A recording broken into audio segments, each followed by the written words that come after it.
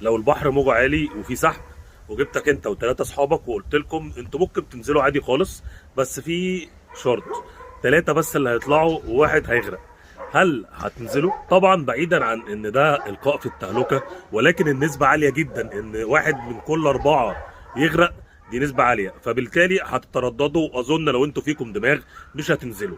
طب النسبة المرعبة دي موجودة في عالم الكلاب؟ موجودة في عالم تدريب الكلاب، في الكلاب اللي بتتدرب بطرق عنيفة. واحد من كل اربع كلاب من اللي بيتدربوا بطرق عنيفة بيلجأ بعد كده للعنف، سواء مع صاحبه او مع اللي بيدربه او مع حد قريب. والنسبة دي علميا مرعبه، لان دي بتقول ان الموضوع شائع. انت عندك احتماليه 25% ان كلبك لو اديته لحد يدربه لك بطرق عنيفه ان هو يبقى عنيف. طيب هل الثلاث كلاب التانيين او نسبه 95% التانيين بيطلعوا بقى سلام وزي الفل؟ لا خالص، ده بيصابوا بقى بامراض زي القلق، وبيصابوا بامراض زي الاكتئاب، وطبعا بيبقوا عرضه بعد كده ان هم يلجأوا للعنف برضه، وبيصابوا بحاجات كتيره ومشاكل كتيره جدا انت في غنى عنها. فدور على طرق التدريب الصحيحه، درب كلبك بطرق صحيحه، اصبر على كلبك شويه، هيبقى معاك كلب زي الفل.